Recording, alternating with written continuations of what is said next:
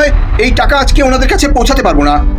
তুমি bike start করো, এই টাকা ওনাদের কাছে পৌঁছানো খুব জরুরি। বাইকের টায়ারই তো পাংচার হয়ে গেছে, এই জন্যই তো বলছি আজকে রাত্রে এখানে থেকে যাই, সকালে আরামে রওনা দিব। না না, আমরা সকাল পর্যন্ত অপেক্ষা করতে পারবো না। এখানে কোনো রিপেয়ারিং এর দোকান আছে, ওই ওয়ার্কশপে গিয়ে আমরা ঠিক করে নিই। ভাই কেন এত জিদ করছো? সকালে আমরা নিশ্চিন্তে রওনা দিতে পারবো, অনেক টাকা আছে আমাদের কাছে, যদি কিছু হয়ে যায়। আরে তুমি বুঝতে পারছো না কেন? যদি এই টাকাটা সময় মতন না যায়, ওনার অনেক ক্ষতি হয়ে যাবে। আচ্ছা ঠিক আছে চলো, আমি তোমাকে আরেকবার বলছি চিন্তা করে দেখো, ঘরে চলে যাই ফেরত। তুমি আর একটু চলো, সামনে হয়তো কোনো ওয়ার্কশপ আছে, ঠিক করে নিব। আরে ভাই সাহেব, আপনারা কোথায় যাচ্ছেন এত রাতে? আর এই মোটরসাইকেলেরই বা কি হয়েছে? কিছু না ভাই, শুধু এই কিছু হয় নাই ভাই, এই মোটরসাইকেলের টায়ার লিক হয়ে গেছে, একটু ওয়ার্কশপে যাচ্ছি। কিন্তু ভাই এই আশেপাশে কোনো ওয়ার্কশপ তো নাই, তো একটা কাজ করেন, আমার ঘরে থেকে যান রাত্রে, কালকে সকালে উঠে ঠিক করে রওনা দিয়ে। না না, এটার কোনো দরকার নেই, আমাদের ঘরেই পাশেই। আপনাকে অনেক ধন্যবাদ সাদ্দাম, উনি ঠিকই বলছেন, রাত অনেক হয়েছে, সকাল হলেই আমরা রওনা দিতে পারবো। রাজেশ তুমি পাগল হয়ে গেছো, আমাদের কাছে এত টাকা, যদি ইনি ছিনতাই করে তখন কি করবে? ভাই আপনারা কি চিন্তা করলেন, আমার এখানে থাকবেন নাকি? রাত অনেক হয়েছে, যদি যান তাহলে আসুন, না হলে আমি চলে যাচ্ছি। মাহফুজ ভাই, আমরা সিদ্ধান্ত নিয়েছি আমরা এখানেই স্টে করব, কারণ আমাদের বাসা অনেক দূরে, আমরা ফেরত যেতে পারছি না। তুমি থাকো ওনার সাথে, সকালবেলা কাজ করে তারপরে ফেরত এসো। চলেন সার্জিস, আপনাকে আপনার ঘরে পৌঁছে দেই।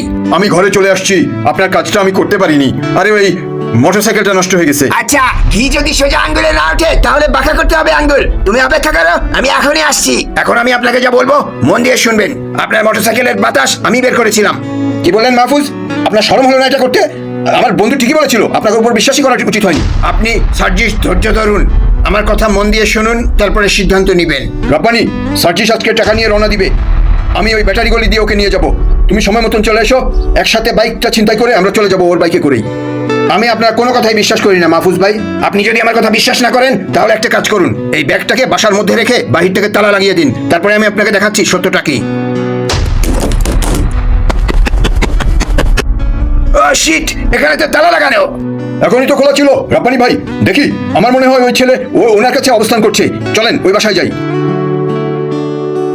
আমাদের মনে হয় যারা আমাদের আশেপাশে থাকে তারা সবসময় ভালো হয়, কিন্তু কখনো কখনো নতুন মানুষের কথাও শুনতে হয়।